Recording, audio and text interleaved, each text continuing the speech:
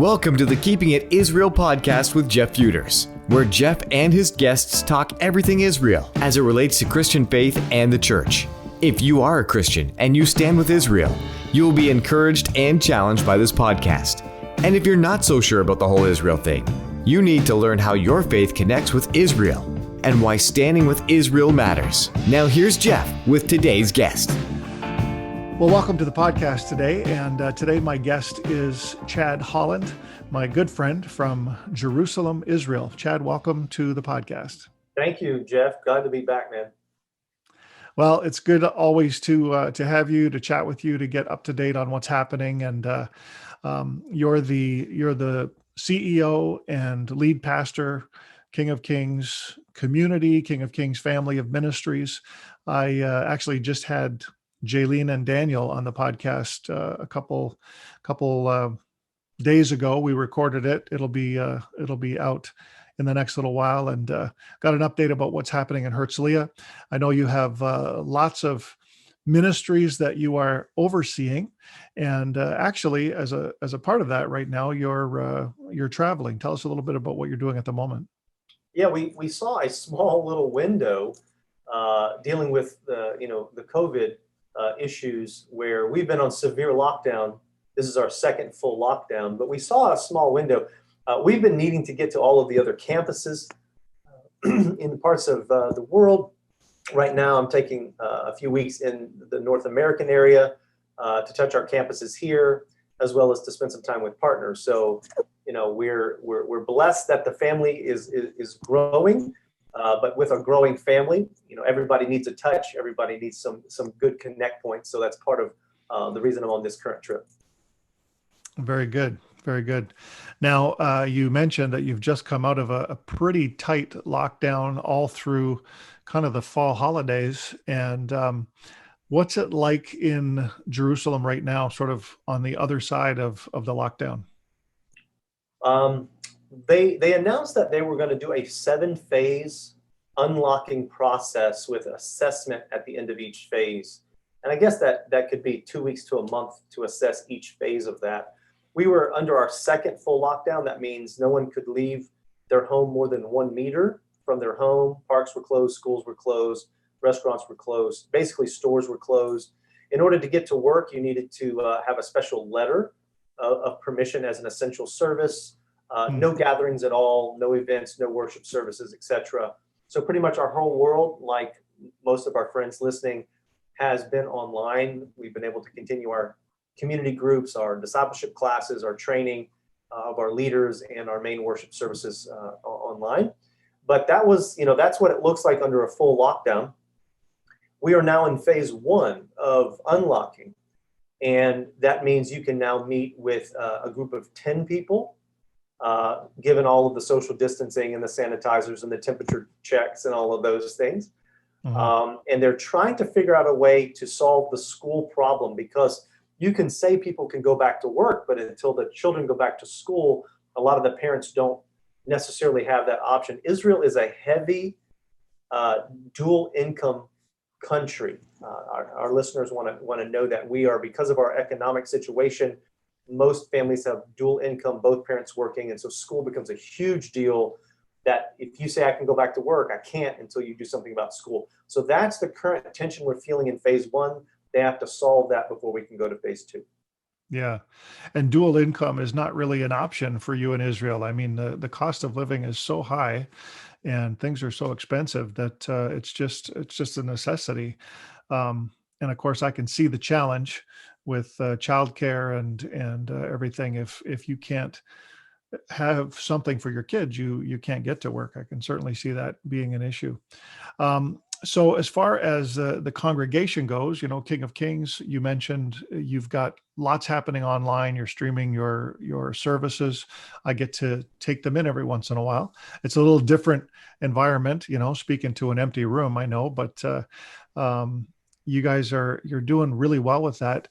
You got a feeling that you're still connecting with the congregation. People are being served and cared for. How is all that going? It seems to be going as well as it can go, Jeff. Yeah, I think we're in a season of grace. And I want to bring hope to our listeners. We're in a season of grace, and you might say, was he talking about sin and repentance? No, I'm talking about grace for one another. Yeah. There's a lot of flexibility. We're all having challenges. I think our communities and our campuses are full of grace in the sense that they understand we are doing the best we can with what we have, and we're trying to serve them. We're trying to stay connected, and so far it's been going really well. Our small group numbers are strong. Our discipleship class numbers are strong, and our online intensive training for leaders has actually increased this year. So all of those are good signs. And Good. then in terms of your main worship services, it's always challenging to know who's watching, in a focused way, who's watching passively, who has you on, on their iPod while they're jogging, who's got you on in the grocery store. It's hard to measure because the measurables and the metrics don't tell you those things. But what we do know is our overall viewership is way up. And I think that's just logical because that's how most people are connecting right now. So we do the best we can with what we've got. And we ask for everybody's grace as we try to be a blessing along the way. Fantastic. Now, what is the outlook for the future? You have any sense of how things might change in Israel in terms of gathering limits and those kind of things? Yeah, so I'm just kind of walking through with our teams, the 7 phases of unlocking, and the congregations are not allowed to fully engage, without number limits until phase 6. So what that means is that, we really don't see that happening for several more months. We're probably well into the spring of 2021 by the time we get to those numbers. However, in the King of Kings network, we have just about 50 overall ministries, mainly in Israel, but a few abroad. And the numbers of the sizes of those ministries and congregational campuses varies. So there will be some of our smaller congregations who in this instance have an advantage because they'll be able to open sooner than some of the larger congregations. And so they might even be unlocked in phase 3 and 4. First it's going to be our small groups will be free to meet. Some of them have already started meeting. If the small group is 20 people, they have 10 meeting in the home and 10 meeting on Zoom on a TV in the same home. So we figured out some creative solutions for that.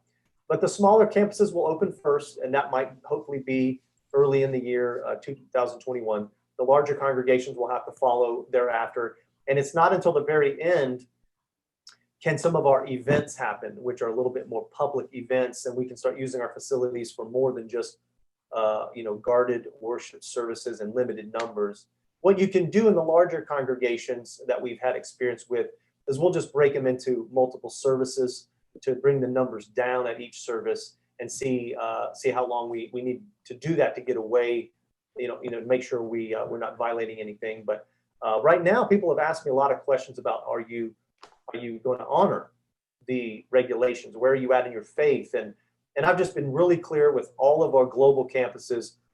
We do not see the government regulations at this stage as an attack on believers. It's hitting everybody. It's hitting businesses and theaters and everything. So it doesn't seem like it's an attack on believers. So we're going to honor the law of the land. We're going to be a good example. We're going to be safe and use the tools God gave us until we can get back together again. So that's kind of our strategy moving forward. But it's honestly, it's going to take several more months before we even get to those smaller congregations, many more months before we get to the large congregations. It's good. I applaud you on your approach to, the government regulations and restrictions. We've seen so much kind of division and emotion stirred up over this. And I would have to say I agree with you. This is not an attack on the church. It's not an attack on believers. The virus seems to be no respecter of persons, regions, anything like that.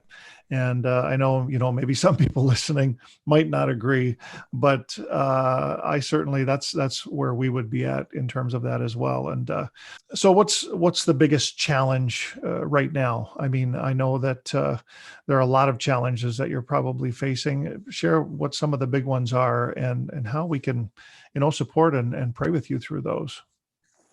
I appreciate you guys and your prayers and your attention to love with us. We of course are so grateful for First Century Foundations, also getting to be part of the show.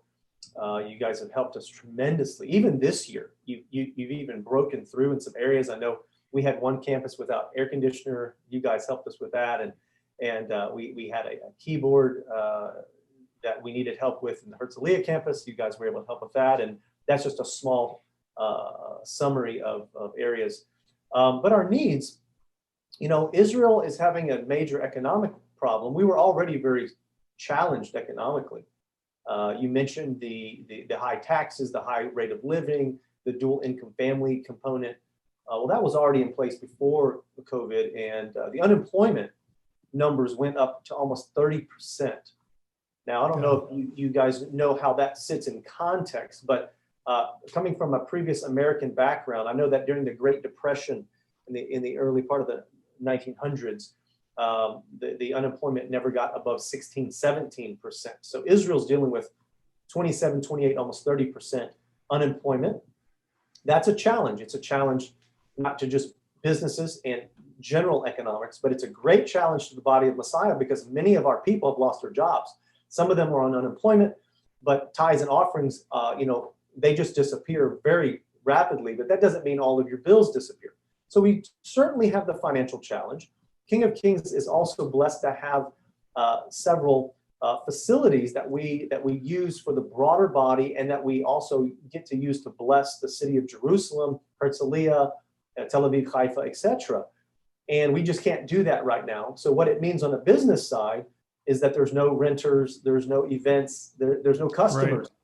And again, the cost of running a business, even if the business is not operational, it's still there. You still have baseline cost. And so those are our financial challenges and components. We've had a good season of training leaders, a little bit more focus on that strong point.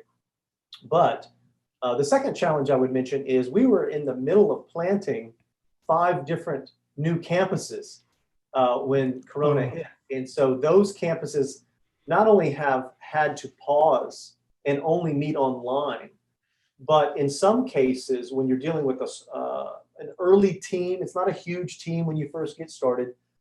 And even though they're very dedicated, many believers have had to leave Israel during this time, including some of those planted scenarios.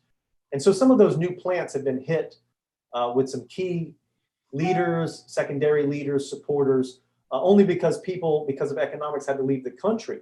If you're a new immigrant in Israel, especially in the believing Messianic community, there's not a lot of job opportunities, not only because of your skill set, but because of your language set, and because of you're an immigrant and you're having to spend so many years getting things settled, so that if you don't already have a job solidified, you're probably at a lower level of work than you're used to. And so those are oftentimes the ones that get let go first. So unemployment's been a big situation we need prayer for. Of course, unemployment plays into the financial picture to the ministry because so many people lost their jobs, tithes and offerings, etc., not meeting together. And then secondarily, you could pray for our new planted communities that they would stay the course, and that some of the key people that had to leave because of economic reasons would have a chance to come back really soon and get us back on track. Yeah, for sure. Well, we'll definitely be praying about those situations. And I know it's not just the plants. I mean, lots of ministries that we're talking to in Israel have lost their volunteers because they were there on either tourist visas or other short-term type visas, and because of COVID have had to go back to their native countries. And so we've been praying along with them as well. I know that there's a bit of a correlation between the amount of volunteers required and whether or not you're able to meet in person and all those kind of things. However, I know for a lot of those individuals, that's been a challenge as well. So it's good. In the airports, I might just add, during this locking, process, the airport regulations, they do vary. But what's stayed constant is there's really not been allowable travel for people who are not citizens or not permanent residents or don't hold some kind of long-term, clergy or work visa. The Ministry of Interior has even changed in the last 18 months their stance on certain visa holders, including eliminating long-term work visas for many people. So that's been a challenge.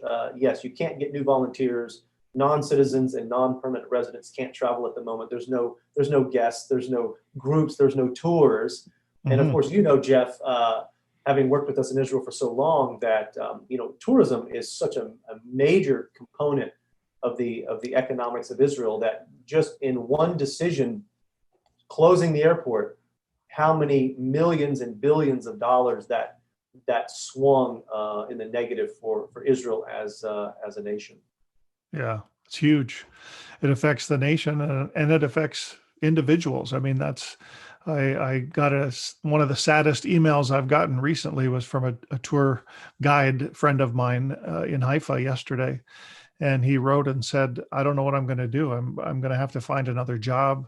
I don't know what that's going to look like. Do you know of any jobs in Canada where I could come and work? And I don't know how to help them. It's really sad to see people individually struggling like that. But we're continuing to pray. What else can we do, I guess, at this point? Well, and your listeners may just be interested in a couple of numbers. Israel's almost 9 million people now. We calculate right around 20,000 believers. That's a very small. That's a fifth of 1% are professing believers. Now that's Jewish and Arabic speaking believers in Israel. But of that 20,000, let's just round it off at 20,000 professing believers. We need to start talking about how many hundreds, if not thousands, have had to leave the country to go find employment, financial opportunities, job opportunities, or to be with family in emergencies in other countries during this COVID challenge. And so that's another prayer point, Jeff, is even the small minority we were already as believers in Israel has now gotten smaller. Wow. Yeah, I never considered it that way, but you are correct. We'll certainly pray about that as well. In the midst of all of that, there's lots of negativity in the world today, and rightly so. I mean, we're under some serious challenges that none of us have faced in our lifetimes, and so I get that part. But I want to hear, what is it you're excited about? I know vision never stops. God has things he wants to do. We're looking at lots of creative ways to see people reached. What are you excited about right now that King of Kings is involved in? Well, I love the fact that we've been able to spend a little bit more concentrated time on our leadership development. When you're planting new congregations, and just, let's be clear, there are still many, many cities in Israel that do not have any congregation at all. I'm not talking about they don't have the denomination you like. I mean, they don't have a congregation. Exactly. So that is really what King of Kings believes the mandate of God is for us in this next several years, is to plant these new initiatives in various languages, in various cultural centers that don't have any congregational influence. And so for that reason, you have to have a strong leadership training pipeline. Now, we're blessed that we work through our Israel Academy of Ministry for that intensive training. We do a lot of one-on-one training with our executive team. And I bring a lot of potential leaders under my wing as well. And so that's going great. That during this challenging year has really been one of our high points. We were also able to launch our King of Kings Global Worship Project. For many years, we've been blessed to have a vibrant worship team that not only represents King of Kings community in Jerusalem, but really represents the whole network family around the world. And we've been putting out some originally written Hebrew worship music with that Middle Eastern element to it that's unique around the world. So we were able to launch that. We put the first single out in October. We have another single coming out really soon. I would just encourage your listeners, go to our website or our YouTube page so you can be alerted to when that next single comes out. So that's been a big positive forward movement for us this year as well, getting the Global Worship Project up and running. And then really being able to assess, I mentioned the planted congregational situation. Where are we at? What are our strengths and weaknesses? What are the opportunities? How will we come out of the gate when we're able to meet again? And again, we have some advantage in a newly planted situation because of the smaller numbers. They can get back together first. So that's going to allow me and other executive team members to put some additional focus on those new planted scenarios, because I don't have to worry about the large congregations for a while. They're just going to stay online and kind of roll with the punches. So it gives me a little bit of time to focus on the new plants, and I'm excited about that. Well, that's fantastic. And thank you so much for taking some time with us today. I appreciate, I know you have a busy schedule. I know you're trying to do sort of dual duty, see some family and get some visiting in, but also do your ministry travel. And so we just appreciate your time today. And if you're listening, make sure you listen to the end. We'll make sure that we put all of the information where you can find out about King of Kings. We'll give you the website. We'll give you their YouTube page so that you can get alerts and subscribe to these alerts for the worship singles. The one that came out in October is just beautiful. And, people say, well, why listen to Hebrew worship? You can't understand what they're saying, but you can feel and sense the anointing and the spirit that is on the music. And I just believe that it will be not only an encouragement to the body, but a redemptive release to the nations as people hear and experience the anointing that's on those songs. So thanks for sharing them with us. And we appreciate so much being able to be part of your services when we're there. And at least when we're there, we get the English, we can sort of understand what's happening, and we can try and haltingly sing along, from the Hebrew transliteration. And we just enjoy so much being able to be a part of that. And we miss it, by the way. We miss being there. Don't know when we might get there, but are believing that soon, hopefully, maybe sometime next year would be fantastic for us to be able to be back. So, well, hey, we miss it too, Jeff. Even though we miss it too. Can't wait to get back into the sanctuaries on the different campuses with all of our members, all of our family.